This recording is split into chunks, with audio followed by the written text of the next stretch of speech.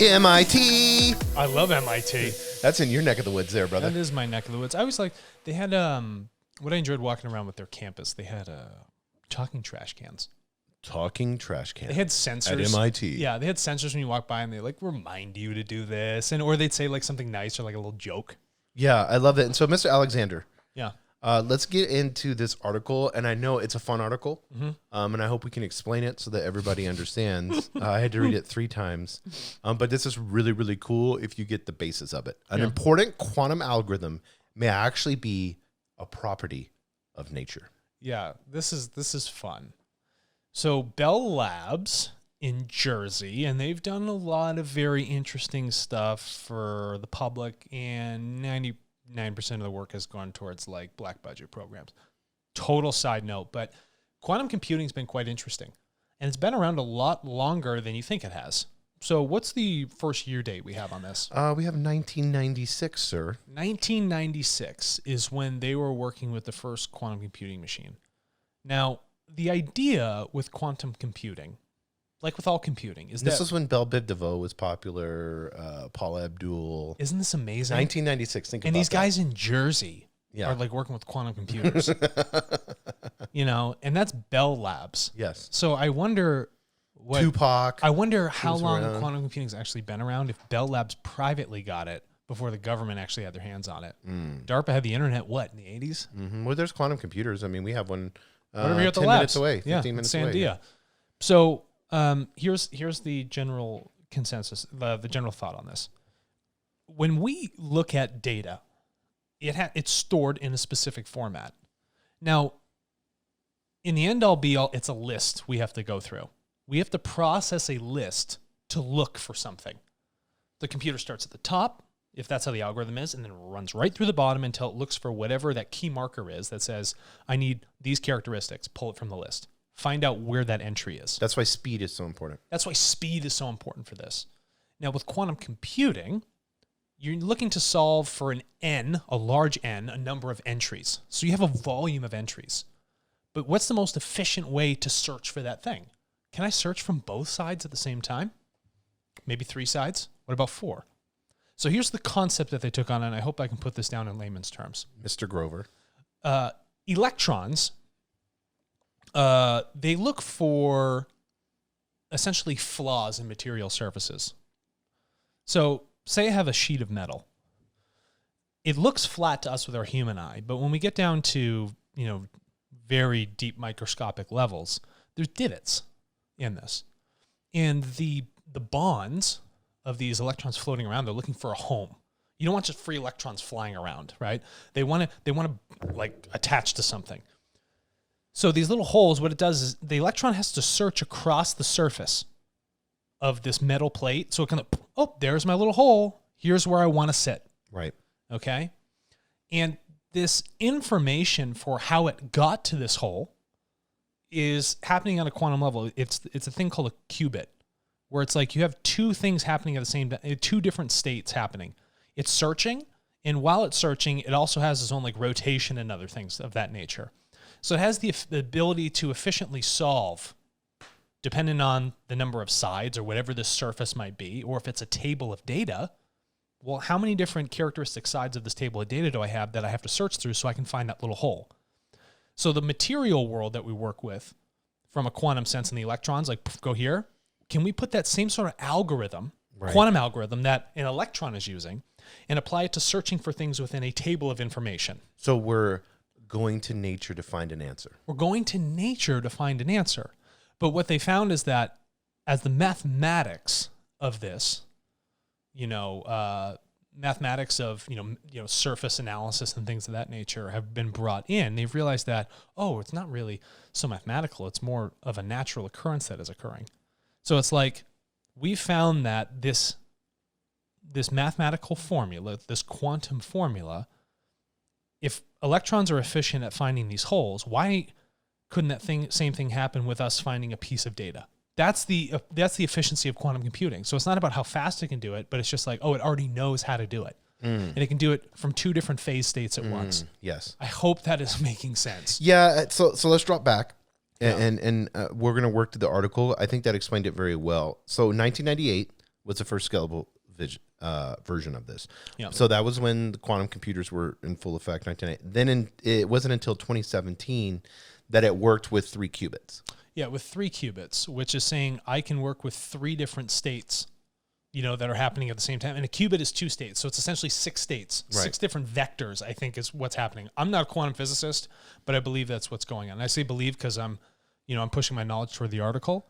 Right. But with the quantum computing, you have to maintain a world that is extremely cold. And this will tee up into further part of the article, because when things are cold, it slows down, anything else atmospherically or disturbances that can come in, right?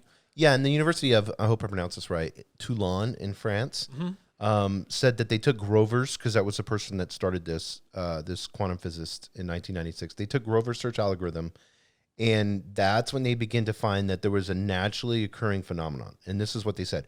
We provide the first evidence that under certain conditions, electrons may naturally behave like a Grover search, looking for defects in a material. Yeah, remember I said Right. It's looking for a defect in that plate? That's what the electron wants to do. And there's certain vectors. And when I say a vector is like a position of something, like directionally within a 3-dimensional space. But picture, like you said, a big square metal sheet, and then you have a quantum, how it walks across the surface. Yeah, it's like, quantumly. how do you watch that electron? Move Nature across is that so surface. nature's so efficient. Right, So how do you watch it trace its own vectors to find that hole right. or that deformity? And to us, it would look like it's randomly happening. But it's really not. Right. There's a high amount of efficiency, and what's been paired is that this quantum algorithm for quantum computing, right? This idea of searching also matches what is naturally happening in nature. So then this begs the next question within the article. Quantum computers are albeit extremely cold, but what they're finding is that this 4-sided structure of a square, searching across a square with, 20 specific outputs that can happen with it, is the same exact thing that you find in DNA with the nucleotides and amino acids. Mm-hmm. You have a 420 rule, right? So Not the not that not that the Dr. 420, Dre. Yeah, not. glad he's okay. Yeah. Did you hear he went in the hospital? Are you Yeah, serious? he had a brain aneurysm or something. Oh, that's terrible. Yeah. So let's, before we get into the DNA part, this is really interesting. So this is a search of 2-dimensional space, and the nature of the surface has the important influence on the search. So we need to understand that. So one type of surface consists of square grid where the quantum particle has 4 possible moves at each vertex, which you talked about that.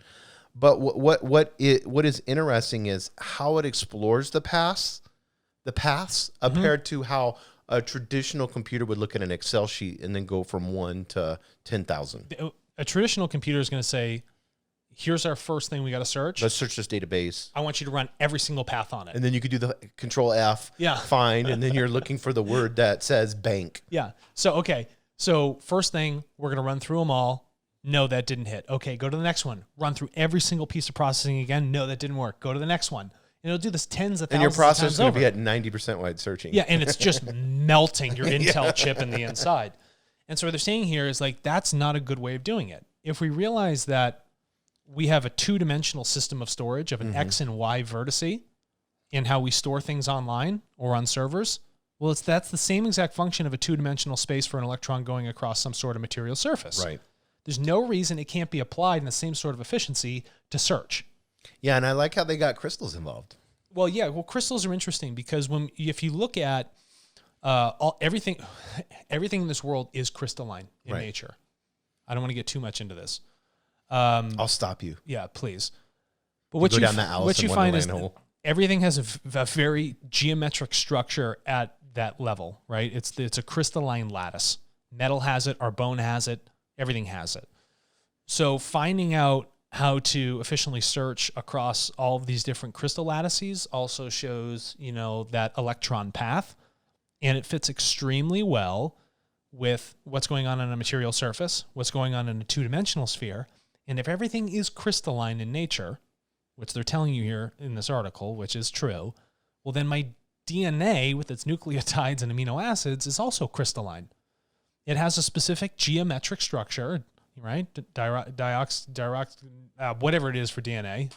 That helix, the way it's linked up, Right. that has a specific geometry. So the electrons and how things move in that phase state is much like what's going on with this quantum computing state in these electrons. But here's the defying part of this.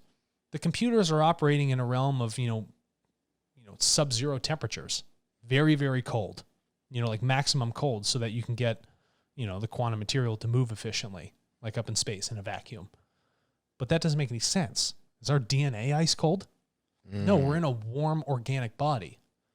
So then that defeats this thought that quantum things could only happen in this vacuum cold state. Well, then how is it possibly happening? The same rules that the electrons are bound by in their quantum state for going over these surfaces are the same exact 420 rule that is happening with the nucleotides in our DNA. Yeah, and they said this, the results are eye-opening. The question they ask is how quickly an electron can find the hole in a grid. Yeah. And then so the big breakthrough is to show that the simulations reproduce the way real electrons behave in real materials. Which is fantastic. So we're not designing... We're using nature to help us search better. Yeah, rather than machine learning and AI is going to take this yes, and turn around, and it's going to create a huge uplift. Because this article is more important than people think. It's not saying that we search better than nature. Right. It's that we're using nature for the most efficient searching process. This creation we're in, has spent so much time evolving itself efficiently. If it was inefficient, the thing would collapse in on itself. Well, think of it this way. You have this crystalline form, and then you have these electrons moving across that, trying to find the weakest link. And then either say, cells, you have to eradicate this, or what do we do with this? But it can search and find that at the most efficient possible way. Yeah. So why wouldn't we just copy nature like we should in everything we could? Shout out to the pioneers that are out there. Yeah, shout out to all the pioneers. Yeah, because I love them and they're our future. And I read everything. If you have not gone to YouTube and typed in pioneers, you should. But this right here is another prime example of understanding nature, implementing it, helping us find an answer, solving humanity. I love that. Yes, and I so love that. I don't want to get too heavy into this article. We can get a little bit into the between four alternatives in a single step, which is four is the optimal number. The nucleotides, we talked about that, defines a single amino acid, sequence of triplets. Yeah, so those 4 steps, you've seen this logic is very old. The Greeks actually came up with this. You have 4 different states of agreement. You have yes, yes, yes, no, no, no, and no, yes. So there's what you think is binary actually has 2 more paths, 2 more states that can happen. You can be in agreement, but an agreement towards the negative. Yes. Or you can be in a negative with absolutely no agreement. So it's like the electron has a spin and a direction at the same time. It's living in 2 separate states. So our logic works that way also. But now we're just applying a natural logic to what is actually happening here in this sort of quantum computing environment. Yeah, and then here's the part that upsets me. And I hope, and I want to, at the end of the article, it talks about the negative aspect of it, if you want to say it's negative. I think there's just some bridge building that needs to happen. So when Patel, a scientist, published his idea, quantum physicists immediately, the article said this, poo-pooed it. They're jealous. At the time, they were bogged down in their own attempts to control quantum. They're trying to control quantum processes. That's what the article said. Wrong word. Yeah, wrong word. The obvious problem, they said, was that living things operate in a warm, messy environment in which quantum states would be immediately destroyed. You talked about that. Now, the biologists were equally dismissive, saying that quantum process couldn't possibly be at work inside living things. Why is everyone such a disparity? So we have quantum physicists upset at this truth, biologists, creational truth, and then we have biologists upset and about then you it. have a mathematician that sits in the center who's working strictly on rational logic, Yeah. and he's like, well, you're both wrong. Can we come together? Can we come together, please? Because this is obviously how it's occurring. But what creates, because I want to end in this, and this is a question for you, Mr. CEO. What creates this dogma that, we're a biologist because it's not biology, or a quantum physicist, it's not quantum physics? What creates this dogma towards data, and how does TARTLE solve that with its marketplace? A lot of these scientists believe that they live in a world of isolated systems. It's very hard to work holistically, and when you have a lot of inputs, it can really alter what your hypothesis is for something that you're trying to solve. Because you think, I have 2 inputs, this is my direct output. But what we see in nature is that there's an infinite number of inputs. So when they say, something's crossing the line into their area of research, this whole new input, it begins to debase all of their work they've done for the past 40 years in their career. Their white papers. Do you think they're going to become? Do you think they're going to become a little defensive? Oh, of course. Most definitely. And they are going to poo-poo it until the evidence becomes so strong that it's like time for you to wake up and drop your ego. And when you look at data, data's agnostic. What this mathematician is saying is like, this is just what it is. We've observed it. It's not that we're saying, oh, it can't happen because we're biologists. That's not true, right? Or it's like, oh, we're quantum physicists. Well, that can't possibly work because we're quantum physicists. Well, the guy's strictly observing data for what it is. So when we look at TARTLE and just saying this is the data, it removes that whole world of polarity that is just like this false perspective of existence. It just destroys egos, and it really hurts people inside until they learn that the truth can be a little uncomfortable for you because you've been living in this world that's a lie. And when we begin to focus on this collective amount of data for solving these problems, well, here's the truth. You actually screwed up. You had it wrong. That's just what it is. And it's time for you to learn from this mistake. Observe what you've done. Look at your system of cause and effect. We appreciate that you're a scientist, but the world is not so isolated in a little box that you think that it is.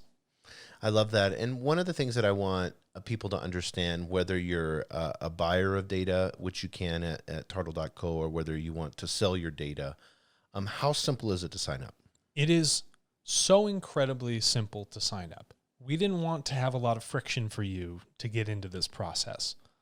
So you go to tartle.co, you click on the button that says Get Started, and you're going to put in some very basic information. And you're already going to have that account created in 30 seconds.